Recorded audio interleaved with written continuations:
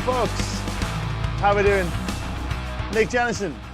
It's the Monday Guitar Show. Welcome aboard. We're doing the thing that we do on Mondays, which is hang out and talk about the guitar. And today we are discussing legato techniques, specifically ways that you, dear friend, can improve your own legato technique. We're going to be talking about some very quick wins that you can make to make yourself a better legato player in a comparatively very short period of time. If you're wondering what this is over here, by the way, came into my studio today to discover that some of my acoustic paneling has fallen off the wall. It's an occupational hazard, so we're going to move that out of the way. I'll get that hung a little bit later on.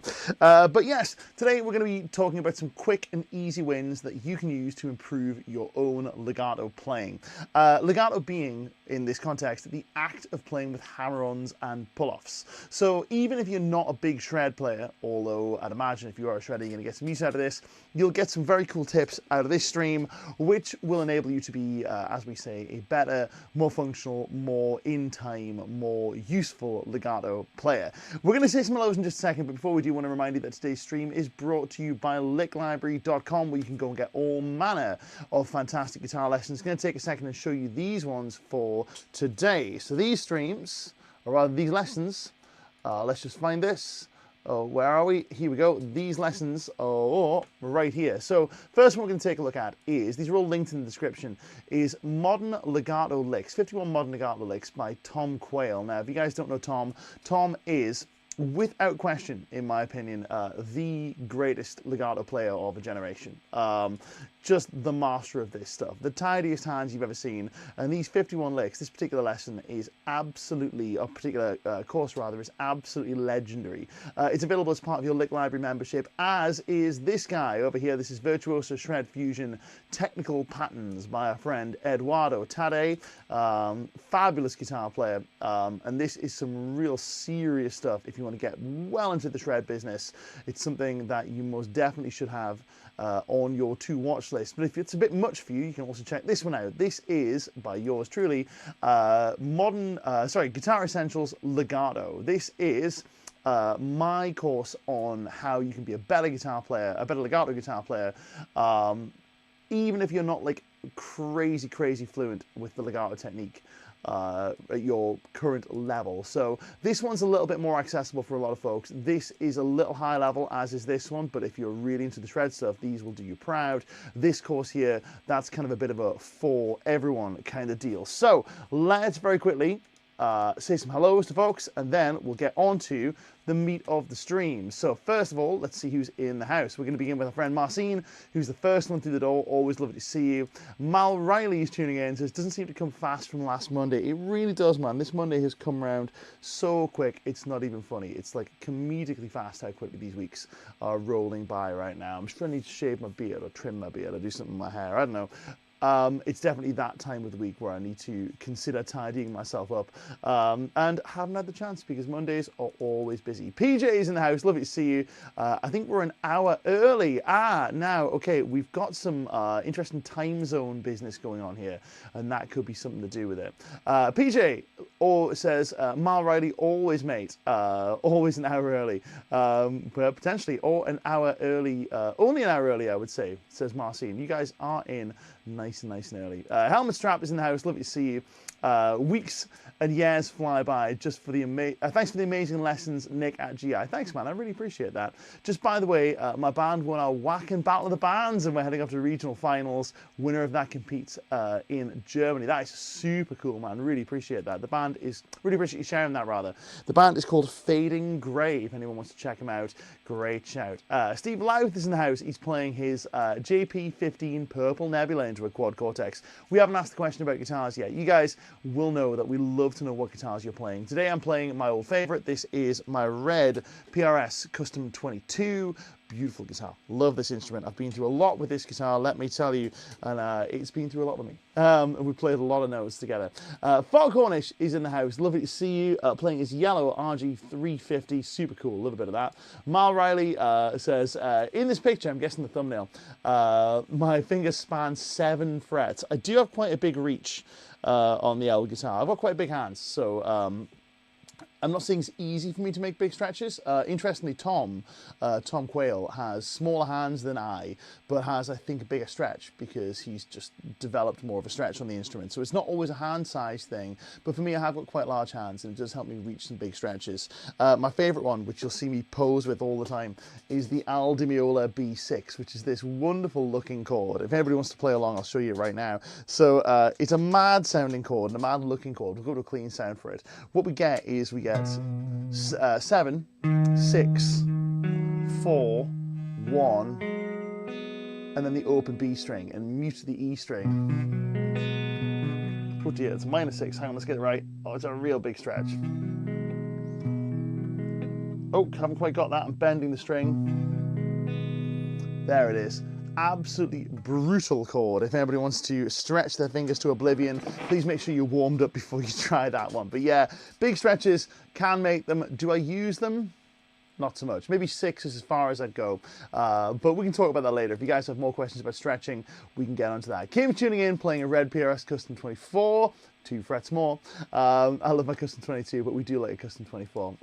Ergo Hog is in the house. My friend Nick Harrison's tuning in. Nick, it's great to see you. Kate Strange is here. Mike Seedorf is here with his RG550. Very cool. White in colour, no mods. Mine is white in colour, yes mods, and currently in a state of absolute disrepair. I got it fixed at some point. I think I'm going to put the Nick Page signature humbucker in there. We've got a GFS loaded pink paisley telly from my friend Cranker Tom. Very cool indeed. Chris Brown's tuning in. Hey man, it's great to see you. Keep tagging me in those reels. I love to see them. Who else do we have? Mal Riley's playing his RG-AT62 neck through body, bluish and greenish. I know the one you're talking about. The great guitars. Very, very cool. Block 18 is here. Our friend John McGee France is tuning in. Hope we're in Great Fettle. I am indeed in Great Fettle, man. I'm having a good time. Mike Seedorf with a lovely compliment. I really appreciate that, man. My phrasing is always top notch. That's really kind. Let's do music, not war. Who could disagree with that, man? Let me tell you, I'm right with you. Our friend Sybil is tuning in. Vil is tuning in as well. Shreddator, a little bit of that. Nice. Dylan Jessup's in the house. Shred forever. Yes, indeed. My friend Craig's tuning in. He's got his RG570 that looks like a toy on you. Craig's a very big man. So yeah, I mean, I'm a big guy. Craig's bigger again. Simon 3 Hodges tuning in with his oh yeah, RG550 shred machine. Lots of RG550s. We'll love a bit of that. Who else do we have? Jimi Hendrix Parts Caster. Follow Eduardo for ages. He's phenomenal. He's really serious, isn't he? Really, really serious. Let's see if we've got everybody else. Hey, Katie's in the chat. Everybody say hi, Katie. You are too good to me. Too kind. Stop. Don't stop. Everybody say hi, Katie. Ergo Hog is playing his Ibanez Gem 77P. By the way, Katie is my partner, in case you guys aren't up to date on that. He's going to be following me on my Instagram. And if I'm a little tired, anyway, who else do we have? An hour later for me, it's 3 in the afternoon. Colin's tuning in. Colin's, great to see you. Steve Ford, great to see you. I think we've said hello to everyone. If we have missed anyone, I apologise. We'll get to you guys as we go. Let me know, by the way, if you have a cool guitar you're playing. We'd love to hear from you. Anyway, listen, let's get into it, right? We're going to talk about legato playing. We're going to talk about some tips that you can use to supercharge your legato playing. The focus here is going to be on quick, easy, fast wins. Things that we can do right now to be better legato players. Better legato. We got a hello, Katie, from Mike Seedorf. Mike, it's great to see you. Anyway, great to hear from you. Whoa, anyway, so legato technique, right? Let's start with the fundamentals of this. So we all know the fundamental basics of legato, right? Legato is playing with hammer-ons and pull-offs. It's basically any way that we can play the guitar without picking. So there's other things we can do to play the guitar without picking the plectrum, but specifically the left hand doing all of the work without picking the strings. So it may look or sound something like this.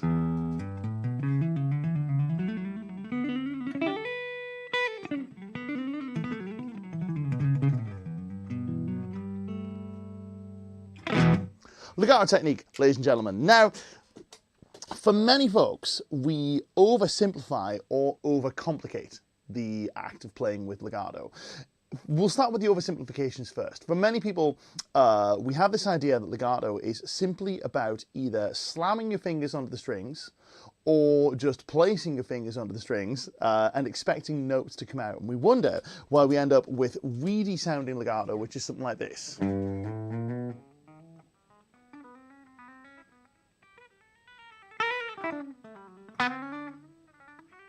Or we wonder why we end up with clumsy sounding legato like this.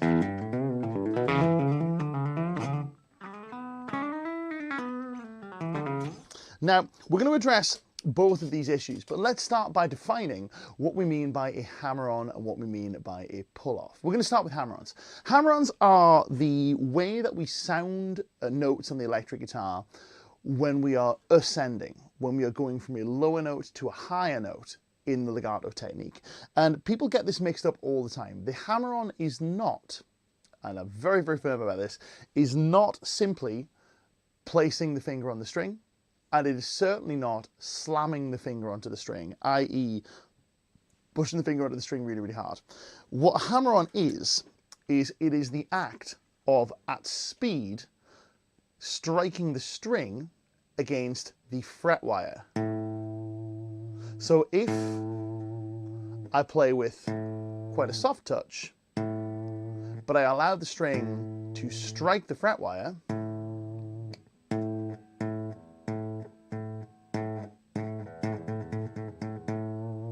then we get a sound. If I do the same thing where there are no frets up here on the guitar's pickups, I can slam my fingers as hard as I like and no notes come out. Slamming the finger does not make the note. The thing that makes the note is the string striking the fret wire. And when we frame it in this context, hammer-ons become a lot easier to understand. So we're going to start with a little exercise to improve your hammer-ons. And for this, we're going to be focusing on the striking of the string against the fret. I'm going to do this with a set of drums, I think. We'll go to our drum loop. Let's go down here where we have slow jam. It's set to a really fast tempo from last week, so we're going to bring that down a little bit. And what I'm going to encourage you to do is to take the G string. This is a good place to begin. And we're going to begin by playing on fret number 5 with your first finger, fret number 6 with your second finger, fret number 7 with your third finger, and fret number 8 with your fourth finger. We're going to pick the string, and then one at a time, place the finger with speed, but not with crushing force, onto the string so that the string makes rapid and firm contact with the fret wire. Pay attention to how much force you need to place into the string to make the note come out.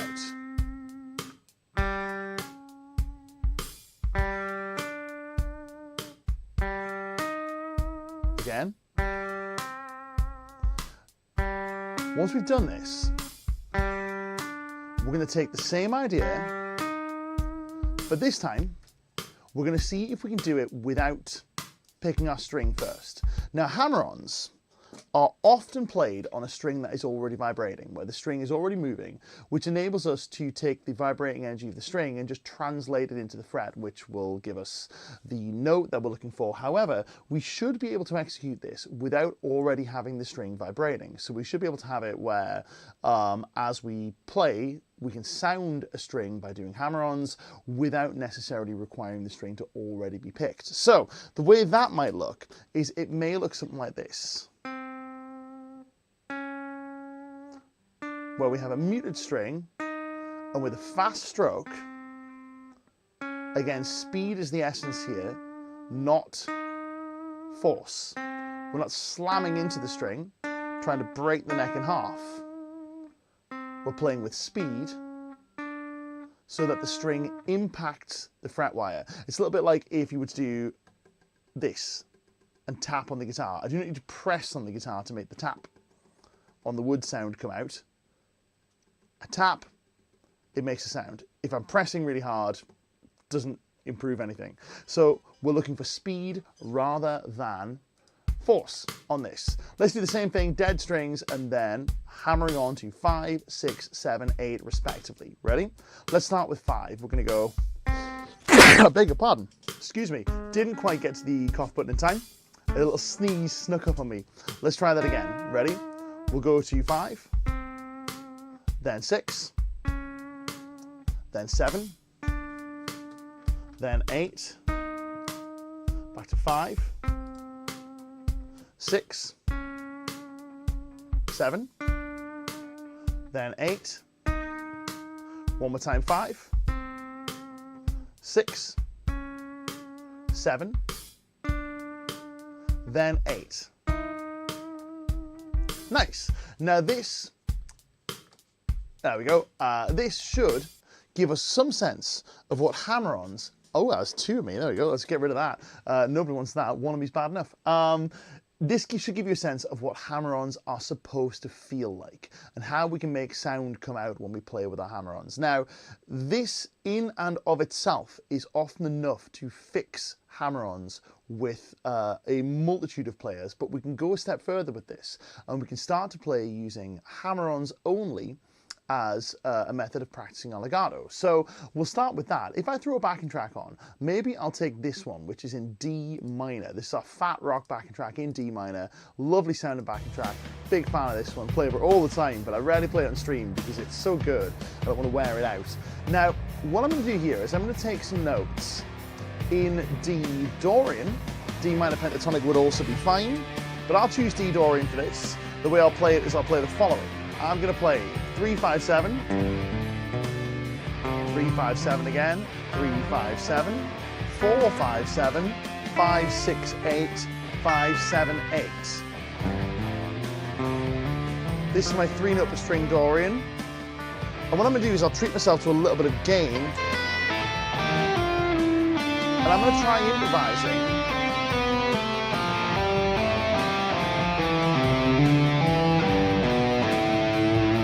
Using entirely hammer-ons. Now this is an interesting device because, as we said, hammer-ons are usually played for ascending lines, i.e. going from a lower note to a higher note. You do not need to play hammer-ons only on ascending lines. You can play a hammer-on on any note. So what we'll be doing here is we'll be doing this strike the string with speed exercise, but we'll be doing it in descending lines as well as ascending lines. So anytime I want to get to a new note, I'm going to try and do it with hammer-ons. I'm also going to go to these two cameras so you can see what's going on with my right hand as I do this. You'll notice it's probably not very much, but there will be some muting happening. This is a really good way, if we try and do this with a strict rhythm, a really good way to enforce good hammer-on technique, which will sound and look something, hopefully, like this once the track has done its thing.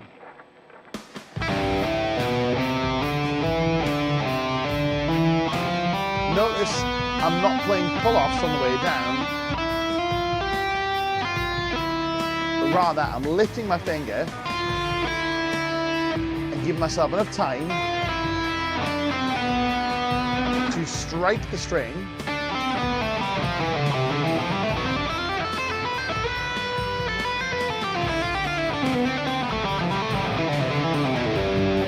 with a hammer-on. Now this is hammer-ons in descent, but it's a very cool and very useful way of practicing your hammer-ons. It also has timing implications too, which we'll talk about in a second.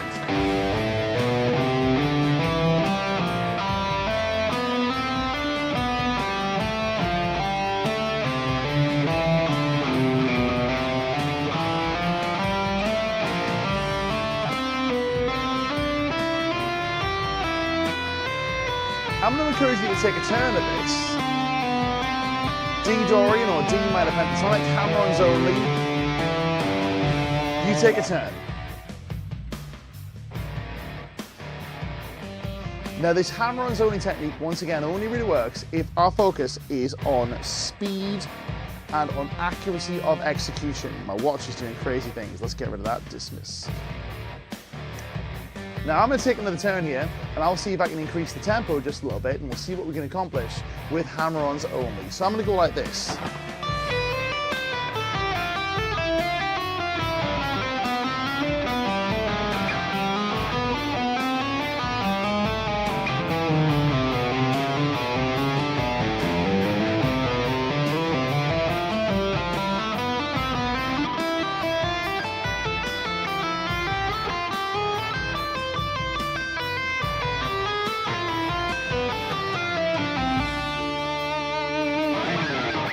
So you can crank the tempo on this and start getting it feeling and sounding really, really nice, but this technique in itself, with just a little bit of practice, a little bit of awareness, will improve your legato playing immeasurably, because hammer-ons are such a huge component of your legato playing.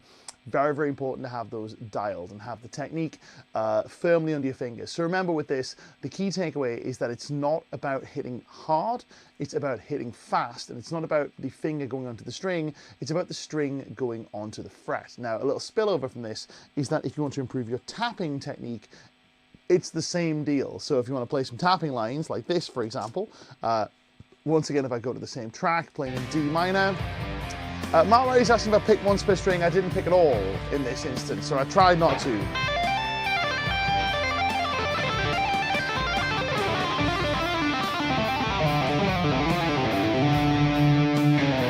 Literally the same technique, right? Tapping.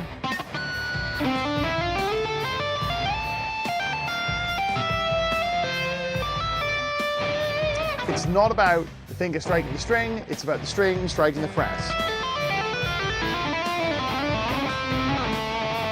Now going back to Mal really quickly, pick once per string. I shouldn't have, but let's try it. So no pick in hand.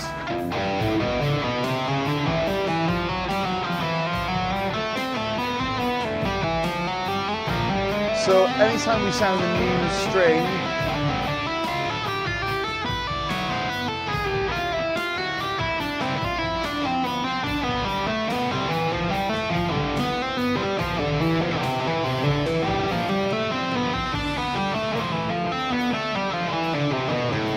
anytime I strike a new string, it should be entirely hammer-ons. So you might call these hammer-ons from nowhere, some people have described it as. That's a way of referring to it. Now, folks, I want to remind you very quickly, if you're watching, this stream is brought to you by our friends at licklibrary.com. They have asked me to remind you that we have courses available. Before we get into pull-offs, we have courses available that will help you with all aspects of your legato playing. It'll help with all aspects of your guitar playing, but these are some good ones that are going to help you become a better legato player. So, very quickly, this is one of my personal favorites. I would say that because I put it together myself. This is Guitar Essentials Legato. This is my Guitar Essentials series, which gives you a lot of information from a very, let's say a very intermediate friendly perspective. So you don't need to be some crazy shredder to get the best out of this specific course. Another really good one, if you are a crazy shredder, is Eduardo Tade's Virtuoso Shred Fusion Technical Patterns. This is an absolute monster of a course. If you're into this sort of thing, which you should be because it's mint, you can go check that out. And if you want some classic Lick Library legato lesson stuff, we have this legendary course from Tom Quayle, which is 51 modern legato licks. These are all linked in the description down below. If you're a Lick Library member, you will get these included as part of your membership. Anyway, on with the show. So, on to pull-offs, right? On to pull-off. Here's a friend, Nick Harrison, by the way, saying, I love the term hammer-on from nowhere. It's exactly the same technique that piano players have been using for 300 years.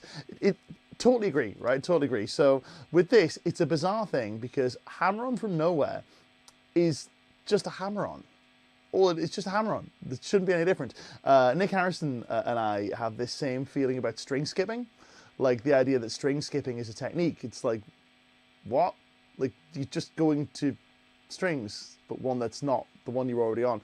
Crazy. But it's funny how guitar players like to come up with this sort of stuff. I guess you could say the same about tapping, though, because tapping is just legato. It's just hammer-ons and pull-offs, but with the right hand. Anyway, or the picking hand, let's say, if you happen to be a left-handed guitar player. Now, on to pull-offs, because pull-offs are a little more complex than hammer-ons, and this is something that many folks will get wrong, especially if you have the hammer-on technique dialed in, but then when it comes time to pull-offs, things sound weak. Let's just see if we can get a little bit of clarity on this if we go to maybe a scale and we have a little play through that. So let me show you using the G major scale that we play so often on these streams so that everybody knows it, which is 3-5-7, 3-5-7, 4-5-7, 4-5-7, 5-7-8, 5-7-8, and back down. Let's see if we can diagnose two potential problems with legato on this. We're going to start with this guy, which is strong hammer-ons, weak pull-offs.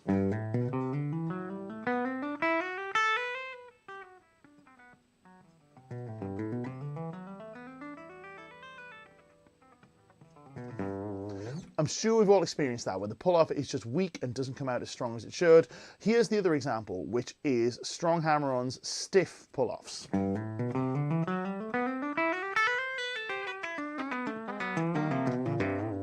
A bit of an absurd example, but I'm sure you will have heard both. Here's weak pull-offs. Here's stiff pull-offs. Here is the ideal hammer-on pull-off, which should sound like this.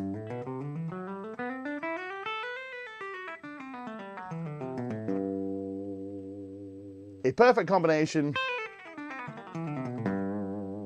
of accuracy, looseness, and volume. It takes a bit of time to develop, but we're going to see if we can garner some of this together. So let's go to our drums, and we'll just see what happens with you guys. And what I want to know is, I want to know if your pull-offs are weak, if they are stiff, i.e. they feel cumbersome, they feel like you're having to put too much effort in, or if you've got them just right. And if you've got them just right, power to you, because we're going to talk about that in just a second. So let's begin with hammer-ons up the scale at this kind of pace. If you want to, you can play with a single pick note at the start of each of the hammer-ons, but try and do the pull-offs without picking if you can. Let's try that together. Ready? Oh, 1, 2, 3, 4.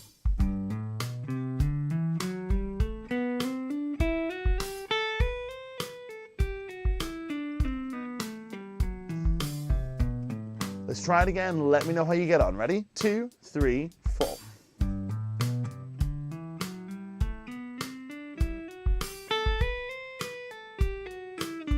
Now, ideally what we're looking for here is pull-offs that are about the same volume and about the same effort as your hammer-ons, i.e. they shouldn't feel very difficult. They should be a good, solid volume without being like bank, bank, bank. Let's try it one more time. 2, 3, 4. Missed the scale, that would help. Let me know in the comments how you're getting on with this. Mal Riley says, no problem, pleased about that. Let's see if we can turn the pace up a little bit, and let's try going like this.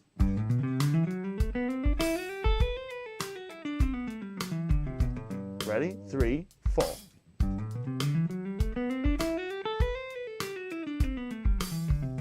Ready? 3, 4.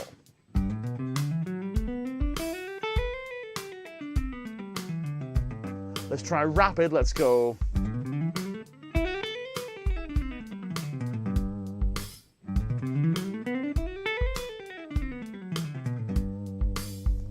Anybody get up to speed? I'm sure at least some of you will have. Let's start diagnosing some problems. So, Chris Brown's asking, are we going to get into hybrid picking techniques? Shh, you're giving away the game here, man, but we will. Absolutely will. Mal Riley says, no problem. John McGee France says, I think I'm trying to pull too hard on pull-offs and it messes up the timing.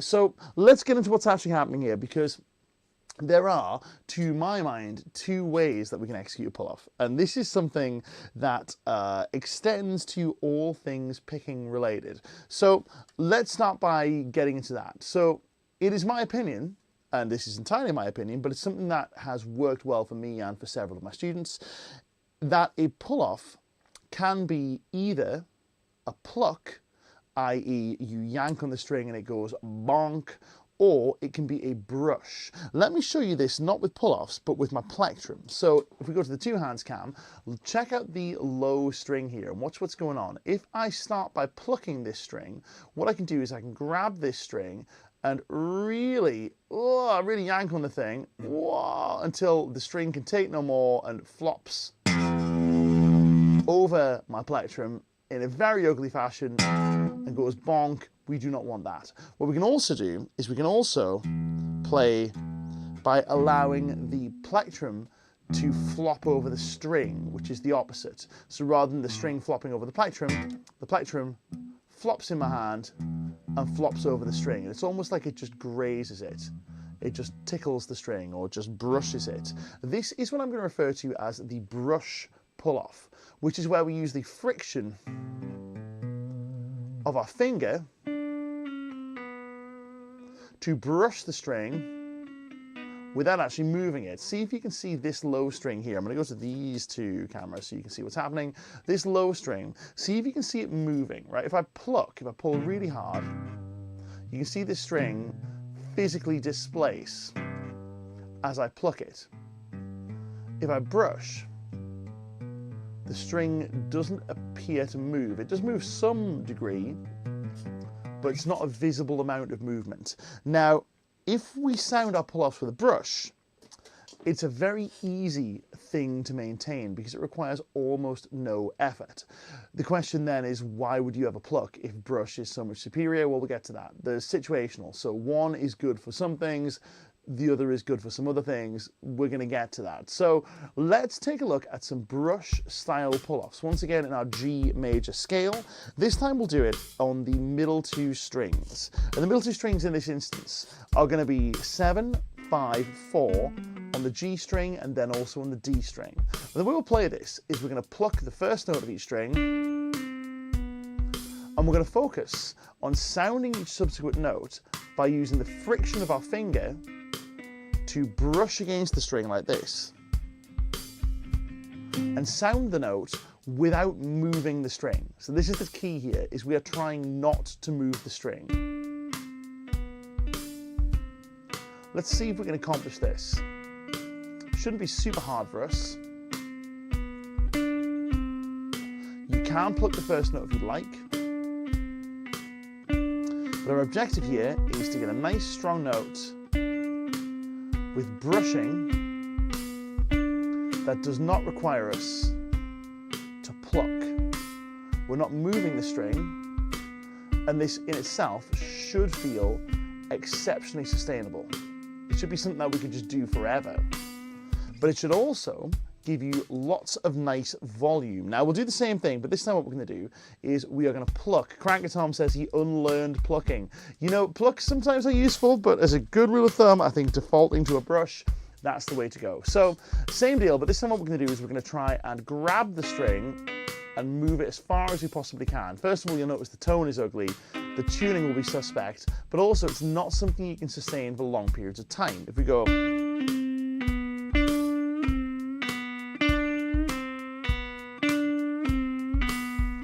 really yanking on that string as hard as we can. I'll give you a little practical example of this in my own playing in a second, but your fingers will likely feel very stiff. Yikes. And you may have run out of steam by this point. However, if we speed it up, if we go to plucks,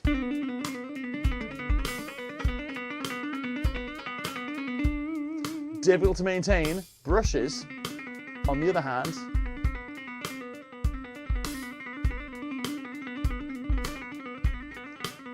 we can maintain forever and a day. We can get faster with them. They still sound nice, they're nice and controlled, but our hand stays loose, which in turn allows us to have better control with the hammer on. It allows us to get away with a little less in terms of string muting. It's just a better time. And do you lose anything by brushing versus plucking? I don't think so. And certainly when you throw some gain on, it all just kind of comes out in the wash. See if you can tell the difference here between the tone. Here are some lines where I'm brushing and where I'm plucking. See if you can tell when I stop doing one and start doing the other.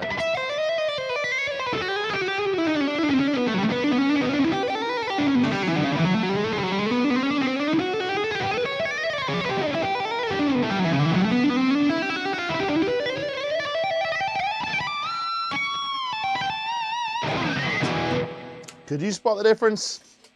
If you could, power to you, because can't really hear much difference there. We'll get into the reasons why you might use a pluck in just a second.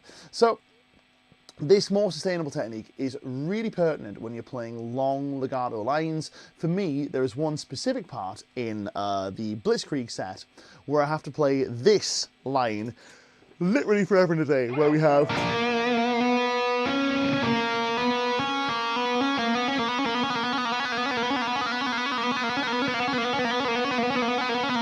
just on and on and on we go. Now this is the start of the song. We'll take a look around, and I have to do this for maybe like 40 seconds. It just goes on forever. And if I pluck this, Oh God, I've already run out of steam. So it has to be done with brushes because that's the only way I can sustain it. Only way I can sustain it. So we've got some comments on setups. We'll get to that in a second. But here's a great observation from Chris Brown saying, if anything, there was more string noise with plucking. For sure, absolutely. So what I want to talk about with this is that you get more string noise when you play harder. Strange thing to say, but when you play harder, to a point, right? There's a point where you're not playing hard enough to generate a note and then just noise happens anyway. But if you're playing harder than you need to, you will have more string noise. And the reason for this is because, well, take a look at this, right? So if I just drop my pick, but I've got another, it's fine. If I grab this one because it's white and I want it for the demonstration, we get into picking in just a second. But check this out. So if I go here and I don't play any of the strings, but I just tap on the back of the guitar's neck, string noise happens. If I tap very hard on the back of the guitar's neck, lots of string noise happens. Tap gently, a little bit of string noise happens. Now watch what happens if I play on the G string with some hammer-ons and pull-offs, and I mute only the G string. So we'll go to two hands for this so you guys can see. I'll be muting literally only the G string, so that you can see the G string's not making any sound, but you will hear string noise coming in from the other strings. Cool harmonic there, I guess. But if I'm playing gently, you get a little bit of string noise. I also caught the D string there a little bit.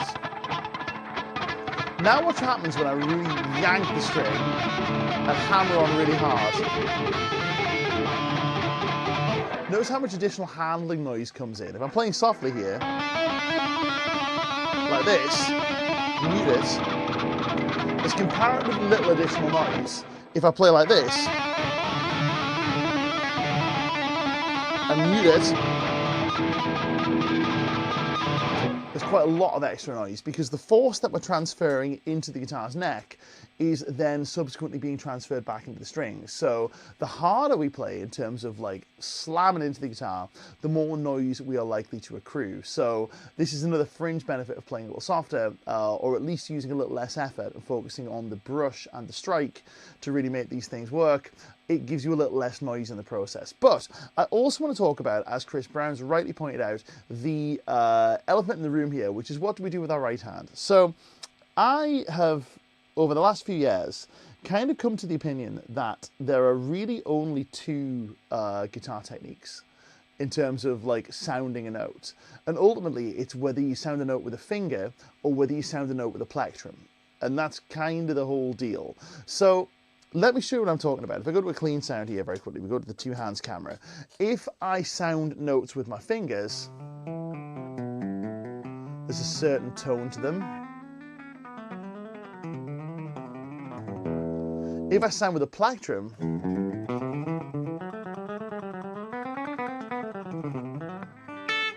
especially when I'm playing hard,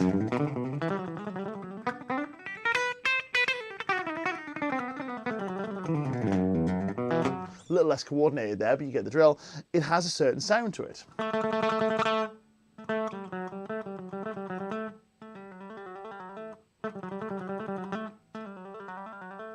This is something Guthrie Govan has called the sound of plastic and the sound of meat, which I think is hilariously apt, the sound of meat. I've told the story a million times, but I tried to get Guthrie to call his follow-up album to Erotic Cakes The Sound of Meat, but apparently that title is already taken. So there we go. Really interesting, right? This is the difference between the Alan Holdsworth and the Al Di Meola sections of the orchestra. For sure, right? 100%. Like, if you want to sound like Holdsworth, sound of meat. You want to sound like Plastic, sound like Al Di Meola. Plastic's cruel because Al's a beautiful guitar player. It makes it sound like it's a bad thing. It's not. But ultimately, if we sound the note with a finger, by hammering on or pulling off, we get this sound that has a less defined attack, less of a at the start.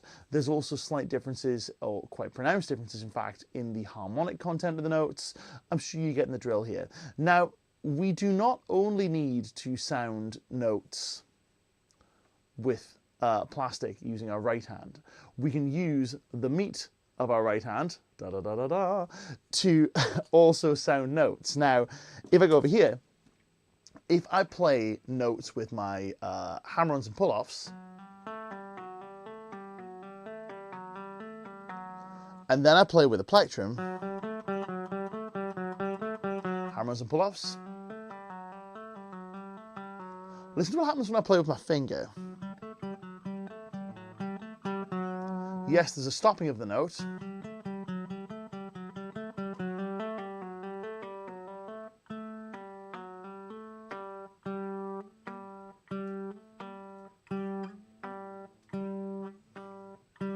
Much more similar to each other than this.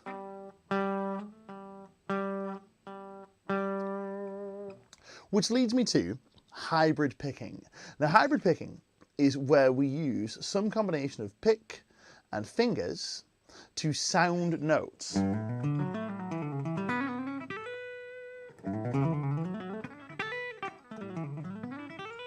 The reason we might use hybrid picking in legato rather than just using a pick is it eliminates this sound, where we get a blop at the start of each string.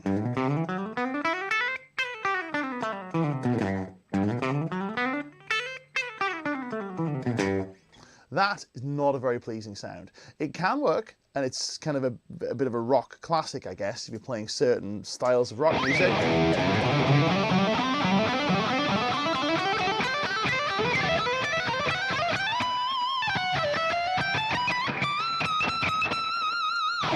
It can be quite Randy Rhoads-esque, which is quite cool.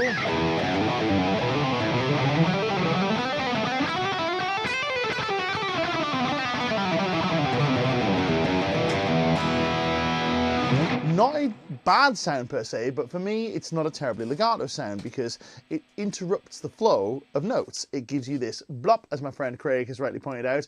That is very much a little tick there, a little blop.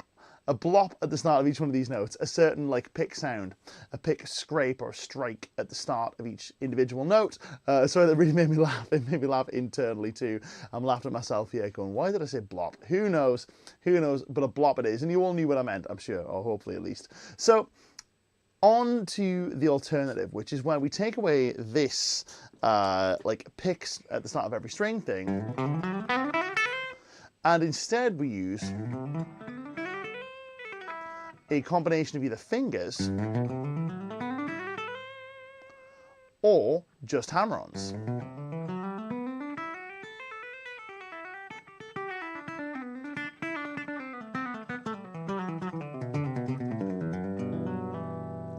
Now, it's not always practical to use entirely fingers, but you could go with a full Richie Kotzen.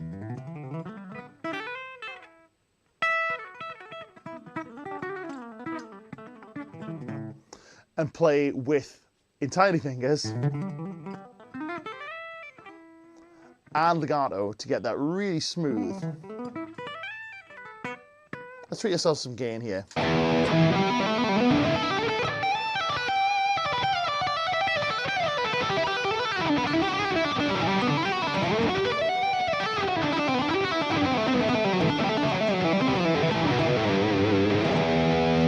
Really super smooth, like Richie sound, which we love so much, but it's also okay to intersperse some gentle pick strokes in amongst your hybrid picking, which would give us something a little closer to this. For example, play with a clean sound. In fact, you know what? We don't need these cameras, we need these cameras.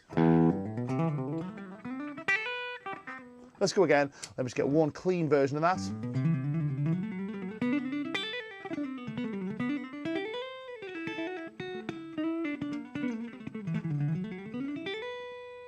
Now there, some combination of pick and various fingers on this hand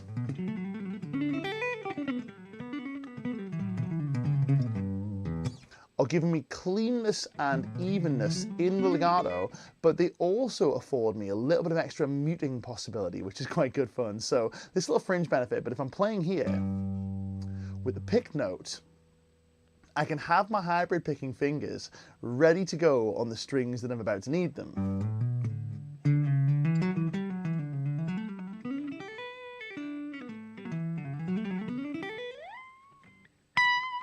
Which makes string transitions a little bit easier and a little bit more smooth. So we can Behave yourself. Let's get it again.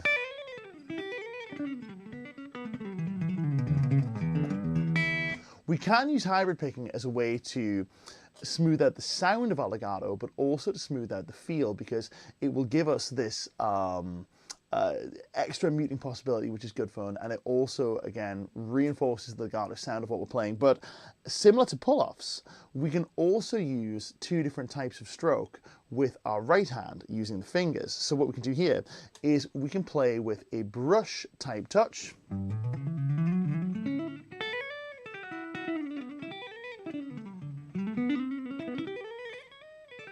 Once again.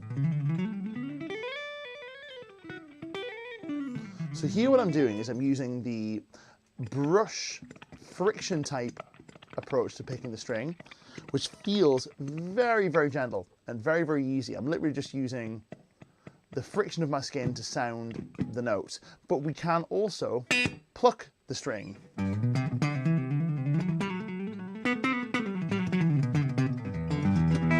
Which is a cool sound, useful for chicken picking, for example, if we're playing.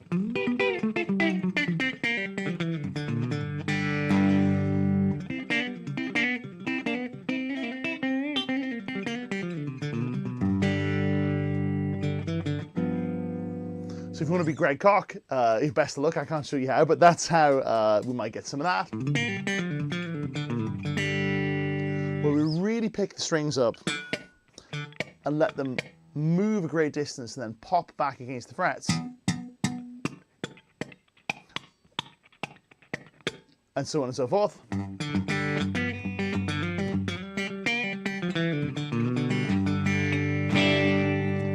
That's a very particular sound. If what we want is evenness and smoothness, we should probably consider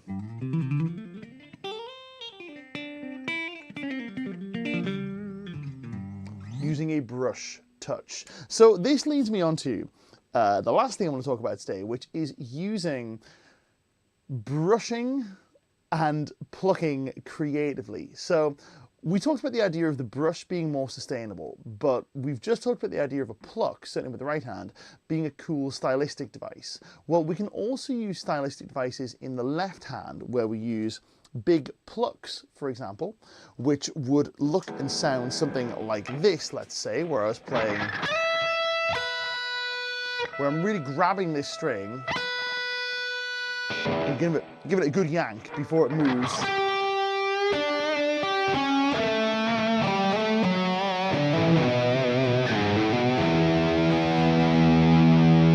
Compared to a brush,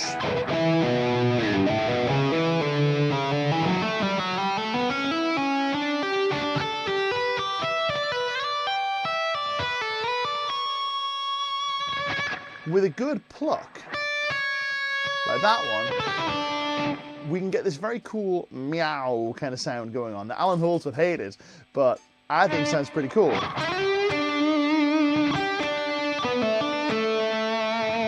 You can hear that rah kind of happening as opposed to this.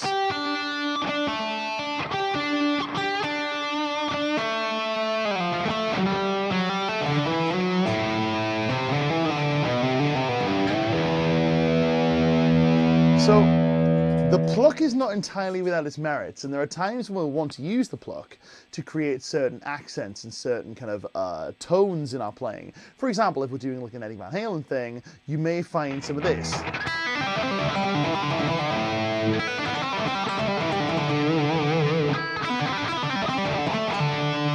That last line, the open string note would sound really cool as a pluck, because it makes the string go bow, and then if you have a whammy bar, you can do the dive. It sounds cooler than this.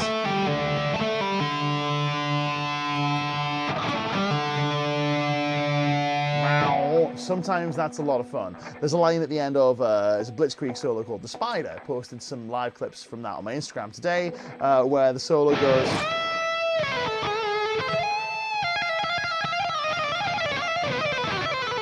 Let me get this right.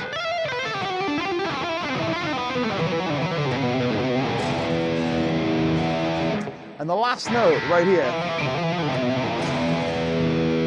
is a very aggressive pluck of the string. Not a sustainable way to develop a reliable legato technique, but a cool thing where you can go bow and create these extra sounding notes, which we quite like. You can also do the same thing with your right hand. So if I was playing away, maybe improvising using some hybrid picking, some legato.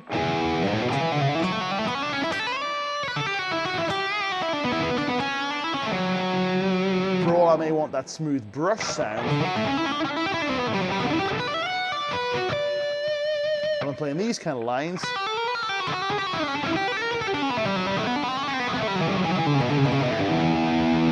I can also pluck with my right hand to create some accents and some big meowing type notes.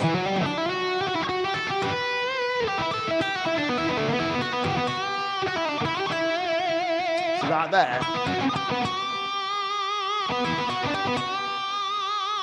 plucking really hard on that string. But those lines, or brushed.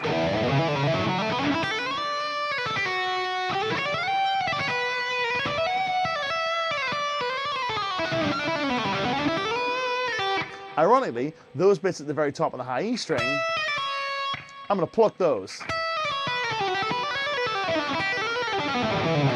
So they go wow, as opposed to being smooth.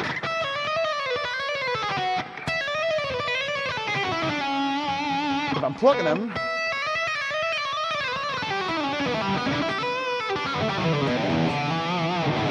and get a little extra harmonic out of there, which is really good fun. Folks, we're going to take some questions because we've got a few minutes left and I'm sure you have them. So I've got a question from Mal Riley asking about legato harmonics.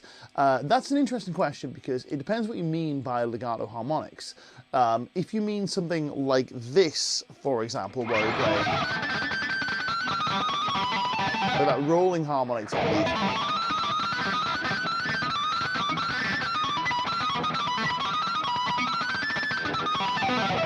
then that's done with the same technique. We just touch the string. That might not be what you mean, so let me know if it isn't.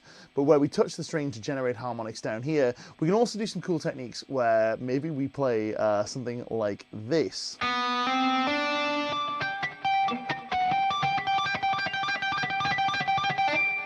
Where we find, there is a point where we can, let me get this right. There it is. Gotta be careful with this, but we can get these cool sound harmonics by holding with a touch.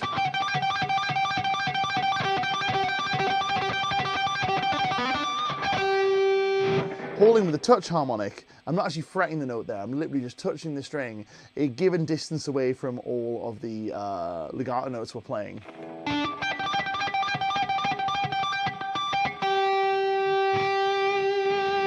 Which allows us to create some cool like effects, I guess. That may not be the things. Shadow chords, I'm not 100% sure. I'm gonna have to look that up, my man, because it's an interesting question. It may or may, I'm sure that is something that we can definitely talk about it, but I'm not 100% sure what that term means. So we'll look that up another day. I actually want to give you another one of this, by the way. Here's another fun thing to experiment with Ricard's legato and legato harmonics in particular, because this is really quite cool. So on the subject of legato harmonics, this is more of a technique that I've just been messing with and haven't quite got to the point of playing like super often. But what you can do is if you play lines with a legato approach in your left hand, and then whatever you decide to play, you just touch the string with your right hand 12 frets higher than the note you're currently playing, like this. You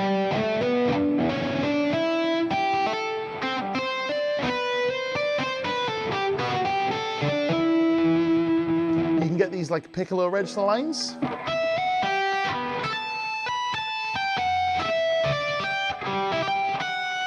Very fiddly.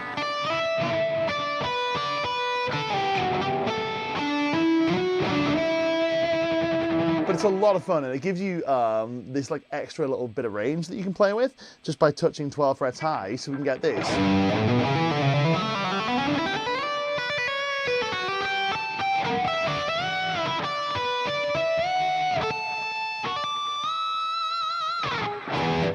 A lot of fun. It works really well, and for me, it works a little better than the tapping harmonics thing because that's kind of a little clumsy because we have to keep going blah, blah, blah, blah, blah. With this,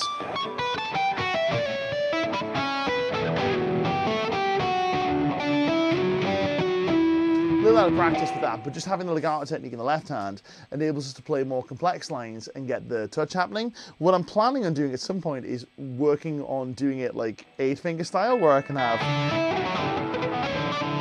We're not there yet because I haven't practiced it, but it's a fun technique, and under the topic of legato harmonics, that's a really fun thing that we can do. Folks, we are running clean out of time. I'm going to have to say goodbye to you because we've run our hour already. But I want to remind you that today's lesson was brought to you by our friends at licklibrary.com and also our friends at guitarinteractivemagazine.com. You can go to licklibrary.com for lessons like the ones we have linked. Don't forget to go check those out. We have 3 great courses featured for you today. You'll get those as part of your Lick Library membership. You can also go to guitarinteractivemagazine.com for news, reviews, interviews, anything that's not lesson related. Folks, my name's Nick Jennison. We do this every Monday. If you aren't already, give us a subscribe on the way out the door. I'm going to play out a little bit more on this very cool Black Sabbath backing track that I was playing over in the intro. Once again, all the backing tracks we're using today are also available on licklibrary.com, and I will see you guys the same time next week.